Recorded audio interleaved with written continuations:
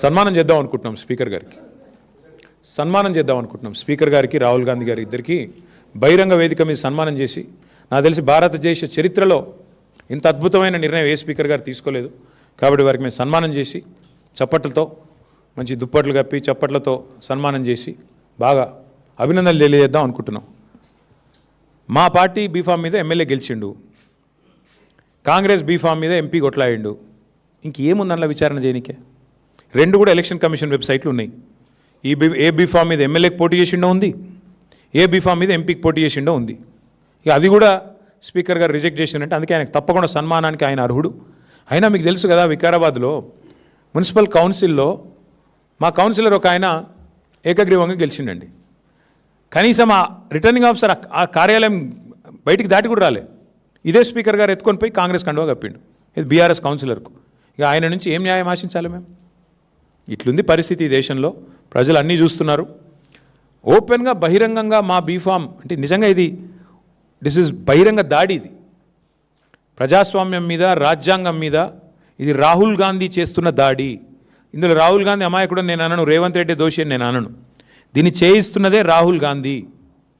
ఏ రాహుల్ గాంధీ అయితే రాజ్యాంగం పట్టుకొని పోజులు కొడతాడో, డైలాగులు కొడతాడో, యాంటీ డిఫెక్షన్ లా తెస్తా అని చెప్పి తుక్కుగూడలో తుక్కు డైలాగులు కొట్టిండో అదే రాహుల్ గాంధీ బుద్ధి తక్కువ పని ఇది. ఆ రాహుల్ గాంధీకి ఏమైనా సిగ్గు లజ్జ ఉంటే ఆయన సమాధానం చెప్పాలి. ఒక పార్టీ బీఫామ్ మీద గెలిచి ఇంకో పార్టీ బీఫామ్ మీద ఎంపీకి పోటీ చేసినోడు డిస్క్వాలిఫై కాకుండా ఎట్లుంటాడండి? మీరే చెప్తారు కదా, యాంటీ డిఫెక్షన్ లాని సమర్థవంతంగా అమలు చేస్తాం, మేము వెంటనే 10 రోజుల్లో ఆటోమేటిక్ డిస్క్వాలిఫికేషన్ చేస్తామని చెప్పారు రాహుల్ గాంధీ గారు. రేవంత్ రెడ్డి గారు ఏం చెప్పారు? పార్టీ మారిన వాళ్ళని రాళ్లతో కొట్టి చంపమన్నాడు. ఇప్పుడు ఎవరిని కొట్టాలా రాళ్లతో? రాహుల్ గాంధీని కొట్టాలనా, రేవంత్ రెడ్డిని కొట్టాలనా? అంటే ఇంత సిగ్గు లేకుండా, ఎవరేమనుకుంటారో అనే కనీస ఆలోచన లేకుండా మరి ఇంత నిర్లజ్జగా వ్యవహారం చేస్తున్నందుకు వారికి సన్మానం చేద్దాం అనుకుంటున్నాం. వారు ఒప్పుకుంటే నిజాం కాలేజీలో మంచి మైదానం ఉందాడ, వస్తే మంచి సన్మానం చేస్తాం అందరం వచ్చి.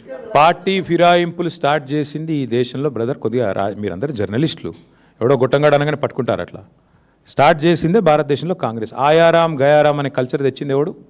కాంగ్రెస్ కాదా? అసలు 2004లో టీఆర్ఎస్కి 26 ఎమ్మెల్యేలు ఉండే, మా 10 మంది ఎమ్మెల్యేలు ఎత్తుకుపోయింది ఎవడు? ఇదే థర్డ్ క్లాస్ కాంగ్రెస్ కాదా? ఎవడు స్టార్ట్ చేసిండు? ఏం మాట్లాడుతుండే ఆయన? కళ్ళు ఉన్నాయా? పోయినాయా పెద్ద మనిషికి? ఇట్లా మాట్లాడొచ్చా? ఏం తక్కువ చేసింది కడియం శ్రీగారికి టీఆర్ఎస్ పార్టీ?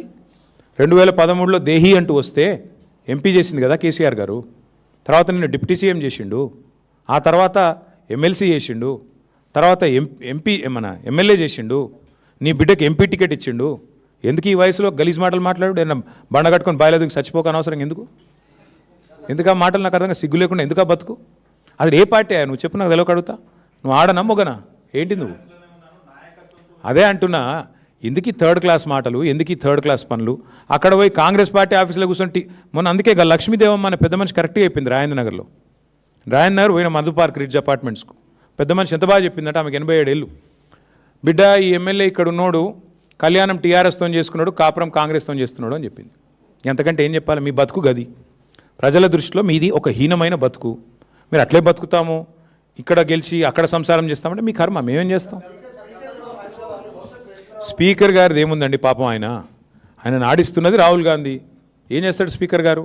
మా ప్రసాద్ అన్న మంచోడే, కానీ ఏం చేస్తాడు ఆయన?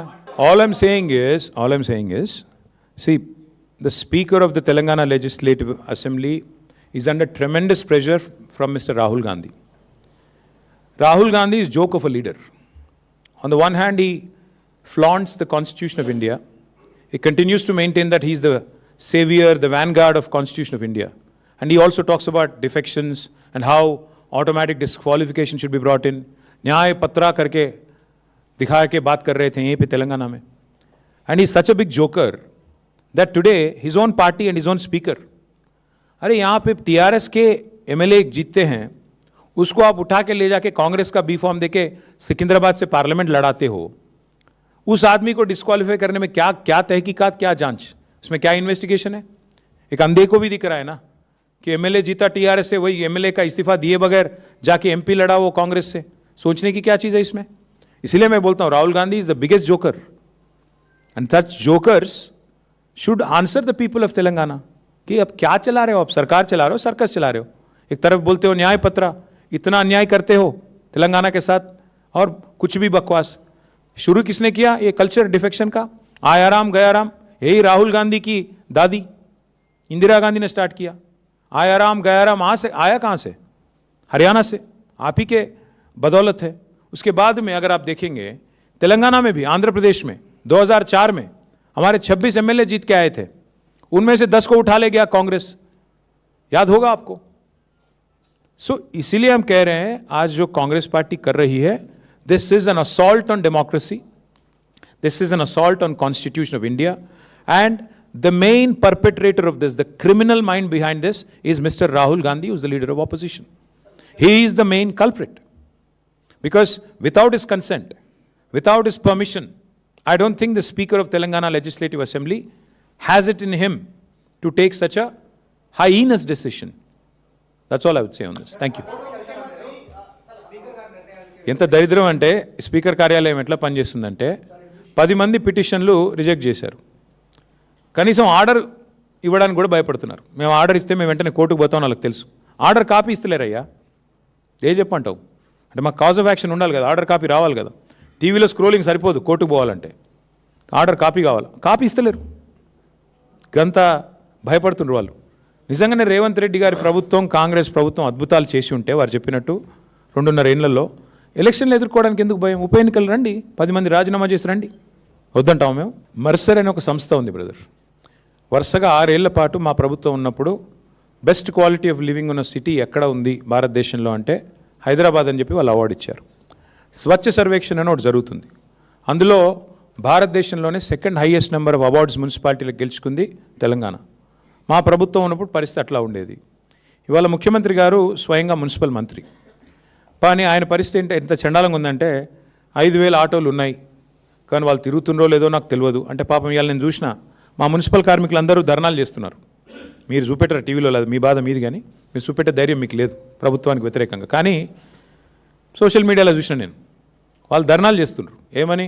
ముఖ్యమంత్రికి క్షమాపణ చెప్పాలి, సిగ్గు తెచ్చుకోవాలి, బుద్ధి తక్కువ మాటలు మాట్లాడినందుకని మున్సిపల్ కార్మికులు, మున్సిపల్ మంత్రి అయిన ముఖ్యమంత్రి రేవంత్ రెడ్డి మాట్లాడిన మాటలకు, మురికి మాటలకు వ్యతిరేకంగా మురికి కూపన్ లాంటి నీ నోరు కడుక్కోరా సన్నాసి అని చెప్పి వాళ్ళు ధర్నా చేస్తున్నారు. ఇంతకంటే ఏం సమాధానం చెప్పాలి నేను?